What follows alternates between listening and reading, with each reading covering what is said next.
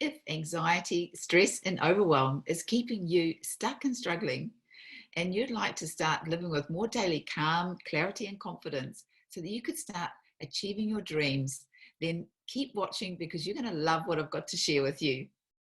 I just wanted to come out and say hi so you could see the face behind the voice before I switch over and share my screen and we get started on this training.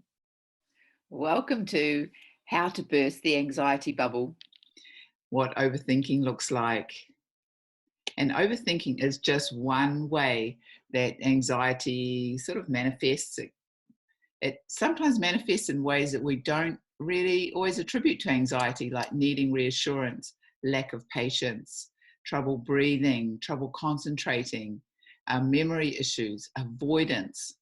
So I want you to know that you are in the right place if anxiety, panic, stress, or overwhelm is limiting you, your life, your relationships, or your business. Or if you're tired of the constant thoughts that are spinning around inside your head, waking you up at night, causing you stomach aches, indecision, fear, and overwhelm. Or you're feeling alone and disconnected or emotionally overwhelmed. Or you find yourself second guessing yourself and you lose confidence or procrastinate when taking action on your goals. And it could be that you've tried everything to change, reduce stress, and it didn't work. So just a little bit about me. I'm Chrissy Callanan, and I've studied and professionally practiced in a range of body-mind energetic modalities for many, many years, like structural integration and somatic body work, and then kinesiology, Chi Netsang, which is a way of very hands-on work, working through the abdomen, integral somatic psychology. But the thing that, and I'm clairsentient. And clairsentient means that I receive psychic information. You could just call that intuitive knowing or intuitive information through sensing or feeling subtle energy. You could say it's like I feel other people's pain or feelings within my own body and energy. And this has been something that's been a part of my personal journey for many years. And the other thing that I think is most important here is that I overcame more than a decade of anxiety after a divorce. And I stumbled into biofield healing. And I think me stumbling into biofield healing had a lot to do with this, my clairsentient kind of tendencies, because biofield healing is working in the electromagnetic field, which is the field around the body. And I discovered a natural ability to feel these energy distortions. They're like stuck energies, or they're like a tangle with an electrical charge. And nothing airy fairy. When I hit one of these blocks, it would feel very solid to me. And the electrical charge that was tied up in it would come through my body to sort of match it, to remove it, to sort of or reintegrate it back into the body. And I used to wonder, what are these distortions? And even though I could always feel and see where they connected into a very specific part of the body, but I used to wonder still what they were, because they didn't always relate to where somebody was experiencing pain. And then I sort of discovered that they are old imprints, they're traumas, including intergenerational. Now, they can be from injuries or any sort of experience that we've had that we've not been able to fully digest. And they can keep us in old, stuck patterns. And what's interesting about this field now is that science, they've done a lot of research on it, and Dr. Valerie Hunt researched the biofield for more than 12 years. And now science calls it the information field, because whatever's in the field informs the body, not the other way around. And I love this little quote by Lynn McTaggart. She says, informational medicine that changes disturbed information available in the biofield is going to be the medicine of the future. And what happens when we clear the stuff in the field is it actually changes your relationship to your memories, which can make it easier to access this, your innate nature, which is joy. It is naturally peaceful. It's naturally creative. It's full of abundance. And so that's why on this webinar today, I want to take you through these three kind of subject areas where we can see how we can align with these higher frequencies. And so over the last few years, I've been committed to helping some of the most capable, heart-centered, wise, creative, compassionate women who are committed to two things. One, to find and follow their inner truth, to no longer be held back from realizing their dreams, whether that's to travel, have a better relationship, start or grow your dream business, quit your job, or move house. And the second thing is to get their life back and do more of what they love in a way that supports them and their purpose. It's like to fall more deeply in love with their life. And so you may be one of the following. Could be that you have been confident in the past. You might have achieved and done many amazing things, but some life transition, event, or trauma has shaken you to the core.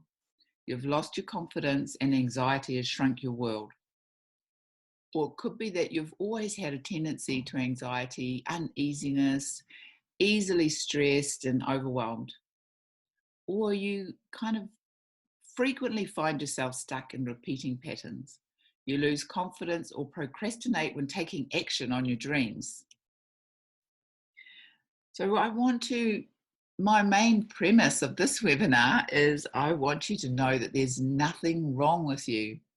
It's just a misunderstanding about what anxiety is. See, anxiety is very loud and our inner knowing is very quiet. Your natural state is full of wisdom, peace, contentment, ease, and it's a flow state, and it's consistently intuitive. So part of this webinar is really helping us to see what gets in the way of that. And I love this little story of Michelangelo, who created the amazing statue of David. David is very lifelike, incredible statue. I'm not even sure if this is actually David, but he looks something like that. And people asked Michelangelo, how did you manage to create carve him from this block of marble? And he said, I saw David in the marble. All as I had to do was take away everything that wasn't him. So I think that's a great analogy for how we sort of come out of anxiety. So what we're going to cover today is a new awareness of the real cause of anxiety. Three key areas, that's those three areas that I was talking about earlier, where we get stuck, and how to shift from fear to more daily calm, clarity, and confidence. How to stop the constant thoughts, and the nature of mind and why it's not your fault. The role your nervous system plays and how to rewire it for more safety and resilience. So to get the most out of this time together, I really want to give you as much as I can in this short time. So really give yourself the gift of this time. Shut down the distractions, really be present, stay curious and open, and stay till the end for a bonus. I'm happy to say that I no longer wake up with a sense of dread, and I feel the most peaceful and free I've ever felt in my life. And it has zero to do with my external circumstances. In some ways, my external circumstances are worse than what they were when I was in the height of my anxiety. But, it wasn't always this way. I was at a point where everything was great in my life. I had 4 beautiful, healthy kids, a loving partner. I was living in a stunning location with no financial worries. But I was battling with this feeling of what's wrong with me? Why can't I handle life better? The smallest things seemed to really stress me out, and I felt like I was drowning in chaos on a day-to-day basis. And, this sent me on a process of self discovery, which led to a very painful divorce. The separation, from my children's father was traumatic for me, and I suffered terrible anxiety. It was really the beginning of throwing me in the deep end with that, and brain fog, fatigue, insomnia. I felt pretty dysfunctional for many years as my anxiety would sabotage any efforts to grow or maintain my business. Felt like I was spinning my wheels going nowhere. And I really felt lost and wondered if my anxiety would ever end. It really, it robbed my energy and eroded my confidence. And I made decisions from that state of anxiety and fear, which resulted in me losing everything. I felt like I went from the frying pan into the fire. And you may have tried everything. I certainly did. I tried everything from green smoothies to hanging in the woods with shamans and everything in between. I did yoga, meditation, counseling, detoxing, acupuncture, all kinds of self help and self development courses, and they all helped, but the relief was still temporary. I felt my life was passing me by as anxiety sucked all the enjoyment out of it. I'm sure you've felt this yourself, right? And I was in disbelief, like, how did this happen? Even though I couldn't see a way through at this point, I knew I had to keep going. I knew I had to do whatever it took to truly get free of this suffering. Otherwise, what was the point of it all? And I knew it wasn't a matter of changing anything on the outside, even though I tried. I had no idea, what I was going to do. The key to remember in moments like this, when you're in that uncomfortable new place of transition in your life, is to stay the heck out of fear. Surrender to guidance. Keep your eyes and heart open for clues. You don't have to know exactly how everything's going to turn out. Let life guide you and get support. It was this suffering that eventually led me to sell up everything and retreat in silence to an ashram in Portugal, where I discovered the deep peace inside of me. And I had a profound spiritual insight which changed everything for me. I literally felt an unwinding of tension from the core of my body, and then a deep sense of peace, contentment, and silence. So this was the first major turning point for me. And the second was my youngest son getting unwell with chronic fatigue syndrome, ME. And in the process of trying to understand it so I could help him, I realized the connection between trauma and chronic illness. And this led me to further studies and understanding the significance of having a healthy autonomic nervous system and its role in anxiety. That's what a healthy autonomic nervous system looks like. That means you get a stress, that's the little red arrow going up, and then the parasympathetic system kicks in and it brings that stress level down. That's the blue or greeny arrow pointing down. And so that's like a normal healthy range. So we have stress, we come down, we run, up and down like this, healthy regulation. And this was a missing piece from the puzzle that I felt helped make my recovery from anxiety really robust. And I'm what I would call a leading learner. Whatever I learn and I get results from, I naturally want to share it with others. It was such a life-changing relief for me to no longer be waking up with that sense of dread, to feel peace regardless of what was going on. And so I started, sharing with clients, and the results were profound and fast. Like Juliana, and also unexpected often. Juliana came to me because she had a lot of anxiety. Also, she was battling with taking care of herself. She had a very stressful job. She's a pediatric nurse, and she also was battling with feelings of loneliness. And So she shared that she stopped craving junk food. I no longer woke up feeling anxious or alone. I had energy to take myself on walks and cook meals for myself. I was able to think clearer. So let's dive into what are these three key areas that are keeping us stuck. Survival stress, thought stress, emotional stress. Let's go straight into survival stress. To me, this is a foundation one. This information is going to be crucial to you if you're struggling with some area of your life, and you just can't get past it to kind of, like start living the life that you want to live now. Could be anything from struggling with emotions like anxiety, depression. It could be that every time you try to push forward with some dreams or goals, you get stuck. Or it could be based around your thoughts, like chronic worrying or negative self-critical thoughts or obsessive type thinking.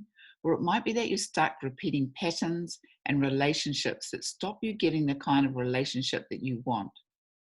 Whatever it is you're struggling with, if you're stuck, if you've tried repeatedly to try and make sense of what's going on, and you've got helped in different ways, maybe different with different therapies or different healing modalities, and you're still stuck, then there's a very, very strong chance that your childhood may have shaped your brain in ways making it biologically, physically difficult for you to move forward with your life. So the first thing I really want you to know is that there's nothing wrong with you. I hope that the information is enlightening because you think, oh my God, there's nothing actually wrong with me. This is neuroscience. This is your plasticity, what's happening in my brain. My brain's just doing what it should be doing given the environment and its programming, and I can change. That's cool, right? So there are two types of anxiety. There's a biology-driven anxiety, which is our body reacting to stored survival stress. And then there's a type that involves a lot of ruminating, fearful thoughts, all the what ifs.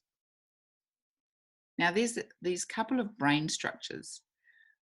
Now, one part of the brain, which I'm going to talk about, is called the prefrontal cortex. All that you need to know about the prefrontal cortex is it's vital for thriving in life, controlling our emotions and pushing through overcoming fear.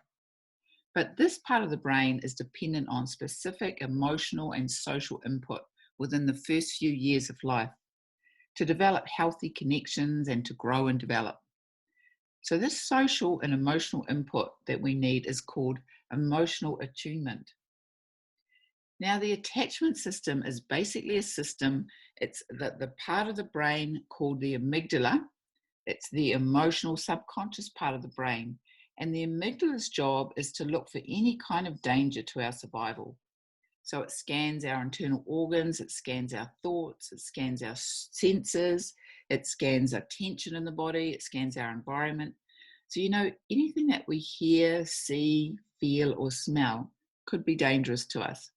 And if it detects danger, it will set off the stress response. Now, our stress response is also known as the fight-flight response or the fight-flight-freeze response. And this response is our survival mechanism, which is controlled by the autonomic nervous system. You could think of it as software that's always running in the background, and it controls all the body's functions, all the body's automatic functions like breathing, body temperature, hormones, digestion. So the stress response is activated by the amygdala in times of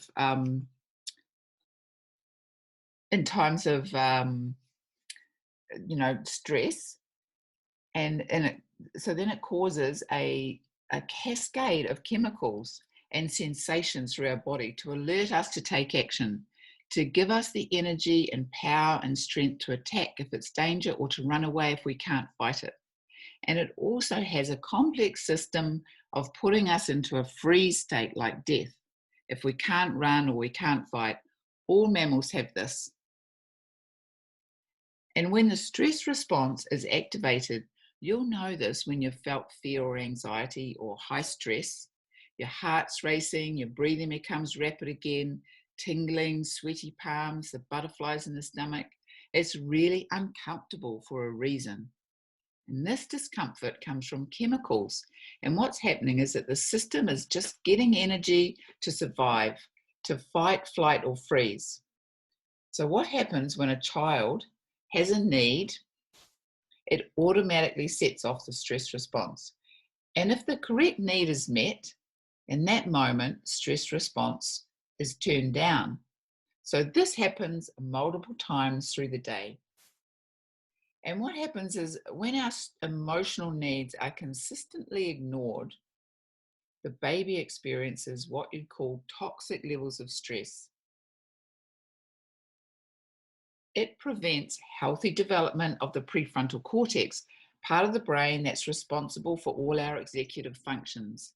If we're constantly setting off the alarm, they're like, oh, it's dangerous here. And if it goes on for long enough, persistently enough, it compromises the development of the prefrontal cortex and enlarges the amygdala.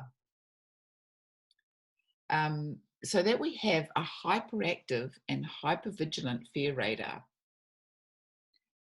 As adults, if you've had a healthy childhood, we can bring our stress down. Biologically, we can calm ourselves down. But babies don't have the capacity to downregulate their stress response because the nervous system isn't developed well enough to do that. So they rely on their caregivers to constantly soothe them down, to bring down a stress response time and time again. And it's use dependent. So the more it's done, the more easy it is to do in adulthood. So when we get this toxic stress in childhood, we end up as adults with an unregulated nervous system and no innate ability to calm down. So we might experience constant agitation or stress. So we get these high anxiety states and we can't even really see what the reason is.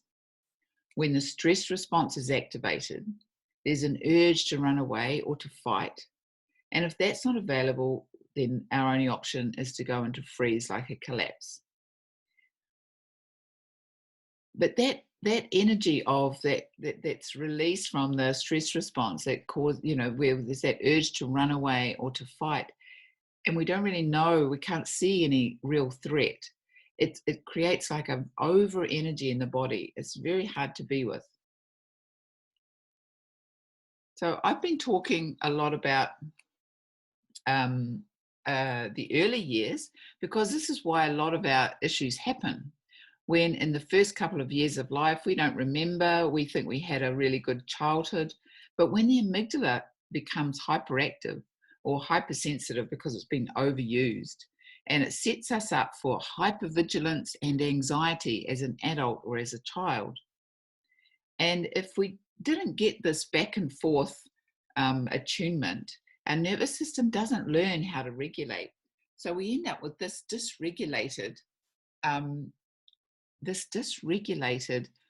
autonomic nervous system. And it goes high and low and causes all sorts of pandemonium, all sorts of problems. And we also develop patterns of thinking, feeling, and behaving to try to get our needs met. Let's just look at this for a little minute, where you can see that healthy range, that nice up and down flow. And then when we've had a higher stress set point, say a traumatic impact or some big stress comes in, we get pushed higher up into the fight flight, and then we drop a bit below, and then it just gets more and more dysregulated till it gets stuck on. And that's like living with your foot on the gas, because that's like that fight flight. It's like there's a problem, something's wrong, a lot of chemicals, I've got to do something. And at the same time, the brake's on. So it kind of burns us out, and then we crash into the stuck off. So these patterns, this is kind of how we start to develop patterns of thinking, feeling, and behaving to try and get our needs met.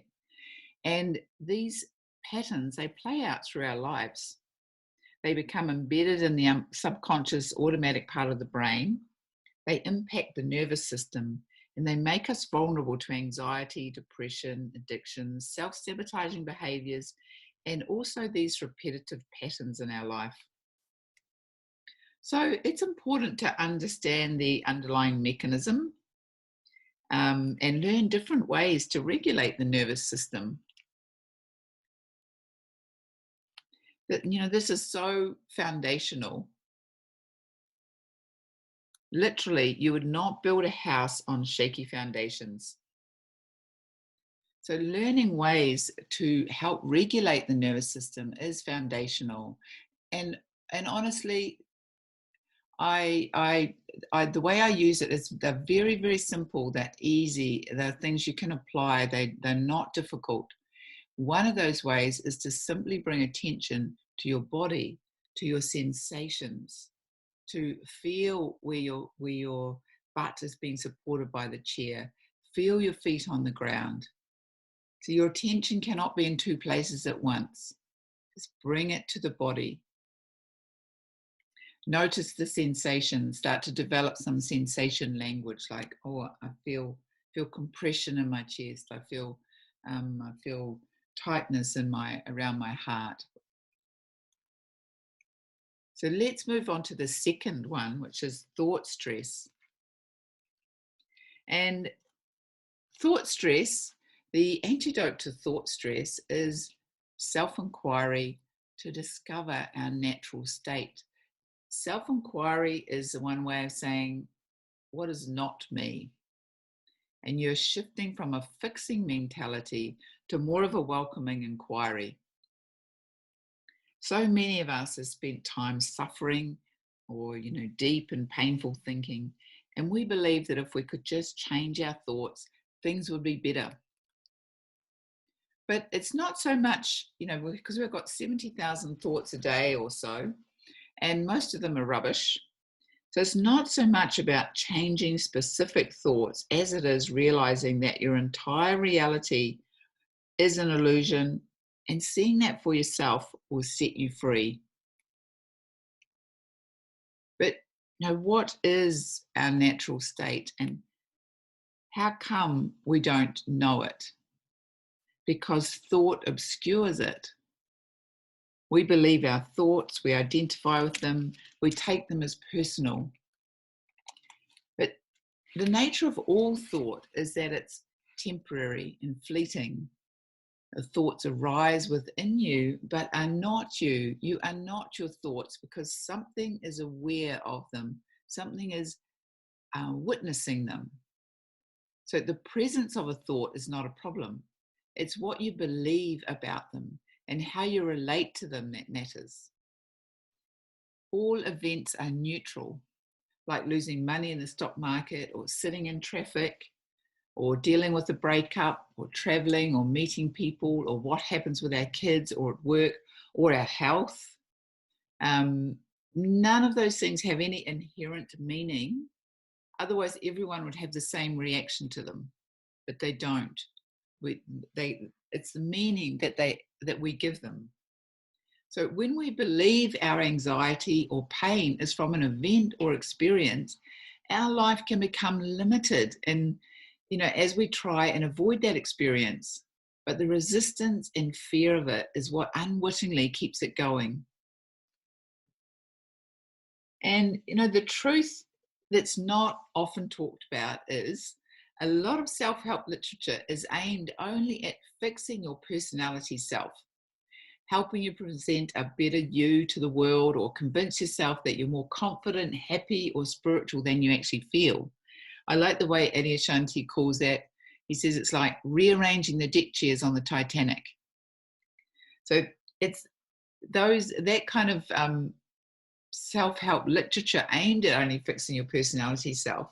It's not aimed at guiding you to find your true nature, which is who you are underneath the noise of who you try to be, which is silence, it's formless, peace of mind, it's ease and flow.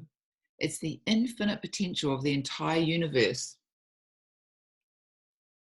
I love this quote by Mujit. It doesn't matter what the mind says, it's our attention that gives it power. Find out who is the listener. Another one of my favorite quotes from Adyashanti. This idea that there's a problem, that's the wild hair in the arse of humanity. So with anxiety, there's always this sense that there's a problem. Something's not right. I haven't made it yet. My life's not sorted yet. I'm not there yet. Um, it, Underneath everything is this driving feeling that there's a problem.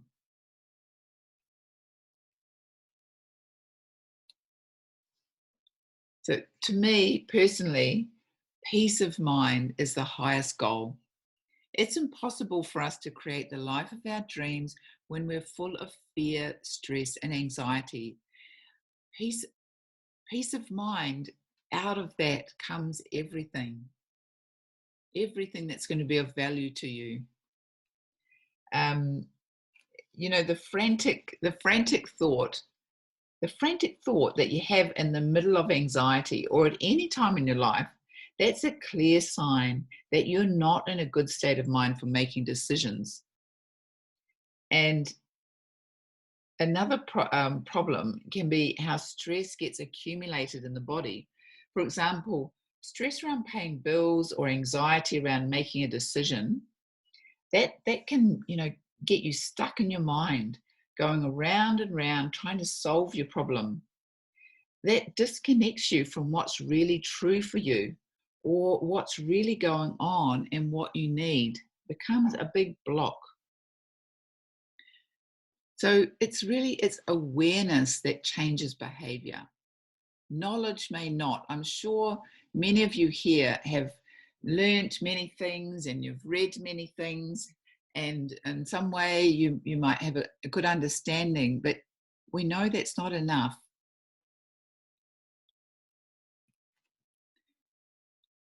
This sums it up really very concisely. Divorce the mind and marry your heart.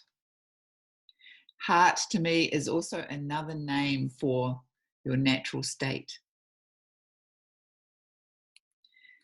So to take back your power of attention. So if you think the only thing we have any power over or any control over is where our attention goes. So when our attention is up, engaging with the mind, engaging with these thoughts, these fearful thoughts and the what ifs and everything. And part of that is because even when we're triggered in survival stress, the overthinking is a symptom of that. So start to take back your power of attention. So when you find yourself getting caught up in the mind, bring your attention to the body. So you could bring it to anything else, but I find the body is, it's so accessible, it's right there, because your attention cannot be in two places at once. It cannot be up in your mind and in your body. Even so, initially when we're highly activated in anxiety and it's strong, it can be, it can take a little bit of practice to keep bringing the attention to the body away from the mind. And I like this analogy of a fan, because when you turn the switch off a fan, it still keeps spinning, but if no more power goes into it, it eventually stops. It's the same thing with the mind. If you don't give it any more attention, it eventually slows down. And so, here's a little what Diane had to say. I started this course feeling stuck. Even little things like, should I shorten my hair, went nowhere. I'd decide, then doubt myself.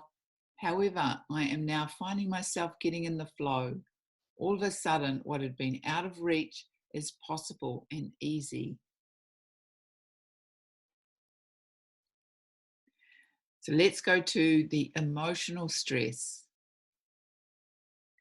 And emotional stress, like keeping emotions contained in the body, is very stressful. it continuously activates the stress response. And so this is actually really important information. We don't often really relate that to being something that's going to be triggering the stress response. They need to be released, or they just stay trapped. Because the amygdala can be triggered by what we think, it can be hypersensitive anyway. It also gets triggered if we don't process emotions. Because remember, the amygdala is scanning the body. It's noticing if you've got tension. It's noticing if there's emotional stuff there. And the problem is that we don't always know how, because we've been overwhelmed by emotions in the past. We usually want to get away, either sort of get away from them, distract ourselves from them, or we want to change them. And, this is where sometimes the problem is just that we don't know how. But there are huge costs to living with a backlog of unprocessed emotions. You get stuck in dysfunctional patterns because that bit of tangled energy in your biofield keeps working like a magnet to attract complementary tangles in someone else's field, pulling towards you more of the same. And I love this little quote by Adia, where he says, "Whatever you resist, you become. If you resist anger, you're always angry. If you resist sadness, you're always sad. If you resist suffering, you're always suffering. If you resist confusion, you're always confused." We think that we resist certain states because they're there, but actually they're there because we resist them. But why do we resist them? What causes us to resist certain emotions? That comes down to body defenses. And body defenses are how emotions are held in the body, and they cause the energy to be concentrated in certain areas. So with not a lot of capacity to move, we lock them down. Therefore, when they're triggered, they rush up the brain and literally overwhelm the brain. This is how this is a study that was done. It shows how energy gets concentrated in certain parts of the body. We've got over energy, where it's very where it's lighter and sort of the light orange and the red, and then a lack of activation where it's gone blue.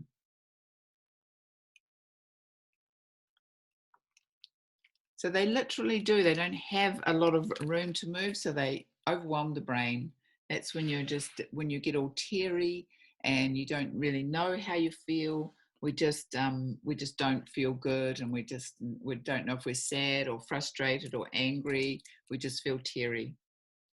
That's when you need emotional stress release, like first aid, which would be put your one hand over the forehead and the other hand on the back of the brainstem, and just hold your hands there. Just wait, breathe, wait until you feel either something is calming down or you've forgotten why you're holding your head. When we don't release emotions, they don't go anywhere. They stay in our system, jamming it up, and it's very stressful to keep these in. Triggers a stress response. And, it can be that,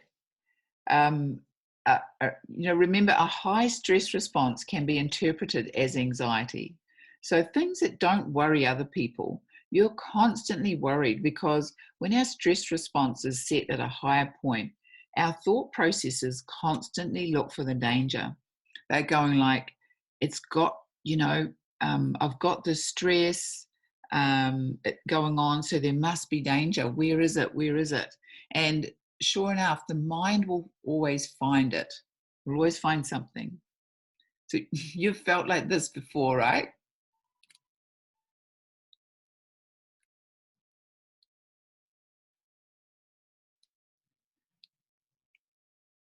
I love this also by a little story about Nisargadatta Maharaj. And one of his students said, "Sir, help me.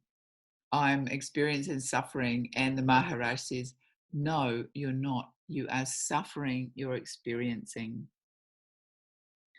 And this is a lot of what we're doing. So let me just recap. I just wanted to say that, when you can develop the capacity for sensations and feelings in your body, you won't suffer your feelings. You can direct and navigate difficult emotions. And just to recap, anxiety can be caused by having an elevated stress response, which then causes us to look for danger everywhere. We'll find it also by the thoughts that we think from our early imprinting. It also comes from unmet needs, and also comes from trauma and trapped emotions. Are you feeling excited, or are you overwhelmed with all this information? Overwhelm's okay, because I can't show you everything in a 60-minute presentation.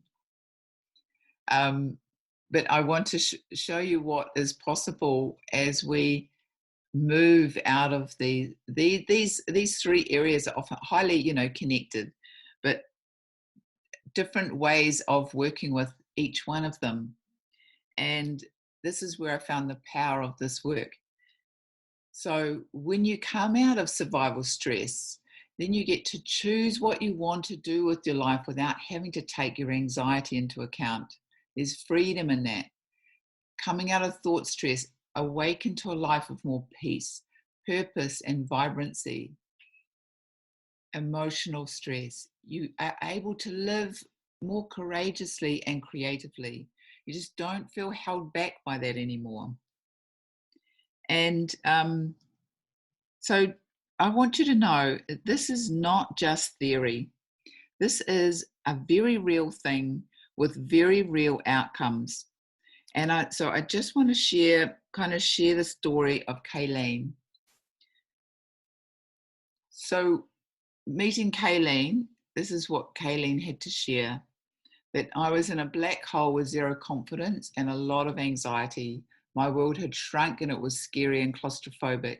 I felt so alone and isolated with no purpose and no idea what to do. After working with Chrissy, I got so much relief and started to genuinely feel that I had possibilities. And that is huge when you've been struggling for a long time. What was unexpected was the help with the anxiety. I really didn't think that would change. It had been so bad. Now I've gone from more than 20K in debt when I started to having my first 50K month, which I attribute to my new level of confidence and self-worth. And it is true that the quieter you become, the more you can hear.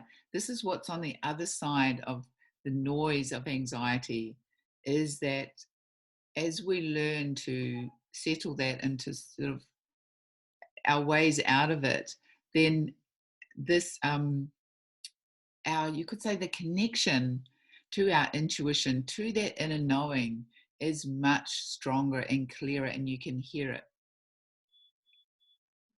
So I'm not sure why you showed up today, but I hope that you really get that you are not destined to be anxious, stuck, and struggling. It's not who you are. It's a misunderstanding. It's the false self masquerading as you. And when you burst the anxiety bubble, you're naturally more intuitive, calm, and confident, and you're able to make better decisions and take the next steps in your life and business, doing more of what you love. And, that's where the magic is. And that's why I've created something that I've wanted to do for years, and I'm finally doing it, and I'm really so excited about this. I've created a program called Calm, Clear, and Confident. And this is a 6-week step-by-step group coaching program where you'll get in-depth support to overcome anxiety, stress, and overwhelm, and follow your inner truth to live a life that you love. And this is a program for a small group, an intimate, it's not a mass product for everybody. No, it's an intimate experience where we really have personal touch points and where we tap into personal transformation, literally from the inside out. You have all of my years of experience working with the mind-body energy field, but what I have to offer is much deeper than that, helping you really tap into your divine nature and intuition, and how you can unleash your creative force to affect your personal world, your relationships, your family, your work, your business, and everyone you meet. Because we're all in this together, right? And this is something that you can do. You can, in a very short period of time, be in a position of following your inner truth with much more confidence. And it's absolutely the fastest way. It's absolutely the fastest way to come out of anxiety, stress, and overwhelm and experience the freedom and peace of mind that you're looking for. Really, it helps you do this. You could say like a smooth run, and not this where you feel like you've got to throw yourself off a cliff. Or even probably a better analogy would be find your way out of a dark forest where you can't see the path. That was how I felt personally. I felt like I was lost in the forest and I could not find my way out. So what exactly is it? Well, it's a 6-week online course and there are 6 modules. You get a module delivered fresh each week, and there are 6 weekly live group Q&A calls to help you integrate the learning, and a private Facebook group where you get to hang out with like-minded friends and share the journey. And you get access to all recordings and access to the course for a whole year. Plus, there's a bonus live group healing session with me. What's this all about? What sort of benefits, what would you expect to get out of this? Increased freedom to choose what you want to do with your life without having to take your anxiety into account, to cultivate intuition, to take the next steps in your life and business, opening to more fun and creative solutions to achieving your goals, making decisions with confidence and clarity, and forever eliminating self-doubt, or at least not being stopped by it. A sense of relief as you realize that you don't have to control your anxiety in order to be okay. That you know how to transform emotions with ease and grace, which will allow you to have better relationships, more energy, connection, and possibilities. To get your joy back, get your life back, and do more of what you love in a way that supports you. And to feel happy and safe in your own skin. Can you see the power of that? So just to go quickly over what is in the modules or how they're sort of structured. The first week is where we look at healing your hidden stresses. And this is where we concentrate on the foundation thing of learning nervous system regulation skills that empower you to work directly with your body to support healing from the impact of chronic stress, overwhelm, and trauma. In the second week, this will be a thread, or I will thread this. This is thread all the way through, but then the focus in the next week is letting go of what holds you back. That is shifting from a fixing mentality to more of the welcoming inquiry. This helps you to see those mental patterns and just to step out of them. None of this is difficult. None of this is like, there's no diving back into the past. Everything is very current. Third week is tapping into the flow of limitless energy. See, when we suppress emotions, it suppresses all our energy. It cuts us off from our full potential as a human being. So when you can develop the capacity for sensations and feelings in your body, you won't suffer your feelings. You can direct and navigate difficult emotions. The fourth week, trusting the path with heart. Learning how to build trust and find new confidence in yourself and having better relationships. finding your way back home, becoming more comfortable with stillness, and turning inward to find your strength and intuition. Often when we're scrambling around trying to get help or trying to find answers, or um, and how to center back in ourselves. And the sixth week is cultivating trust and courage, overcome fear and procrastination to achieve your goals, or basically to take you beyond where you keep getting stuck. And you get all this support. You get the program online, which you have access to. They're dripped out every week, and the group weekly calls and the private Facebook group. It's not a big time investment, as I've picked the best, most effective resources that worked for me and my clients. And you can start for $397. That's a webinar bonus. And I'm offering a full 14-day money-back guarantee. And also, oh yes, I wanted to say this, really, to put this in perspective. If all this program did was help you to stay centered and grounded and tap into your own inner wisdom so that you really feel and know that you have everything you need, would that be worth it? Or if the only thing it did was free you from habitual thoughts, feelings, and patterns, how would your life change? Would that be worth it? Or if all that it did was help you feel safe and happy in your own skin, just a natural contentment, would that be worth it? Here's the bonus, just to remind you again, there's one live group healing session with me, and that will happen in the 3rd week. There'll be a recording, so if you can't make it live, you will still benefit from the recording, because I'm working with the group field. So that doesn't matter if you're actually there or not. So right now, jump on over to this page. You see it up the top there, and this is what you'll see.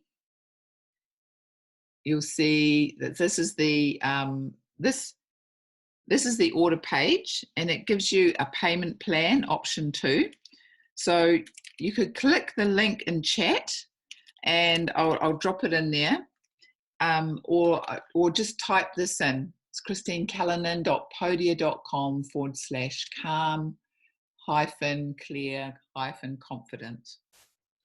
So jump on over to that link there below, and to reserve your spot. It'll take you about a minute to sign up, and then you'll receive an email from me saying you're in and giving you all the important info so that you can get started. So thank you. I'll leave you with this little testimonial from Stephanie. And I think what's really, what I love about that is she's saying this helps, and this help is different from any other help. It works at a cellular level, not just a head level. I'm sure that everyone on here has done a lot on the head level. And now it's time to go more like under the hood into the nervous system stuff. And I would say that my approach is a combination of somatics, science, and spirituality. So I want to say thank you so much for spending the time with me today. I appreciate and honor your commitment to yourself, to finding a better way, and to your freedom and peace of mind. I thank you so much, and I hope to see you inside the program.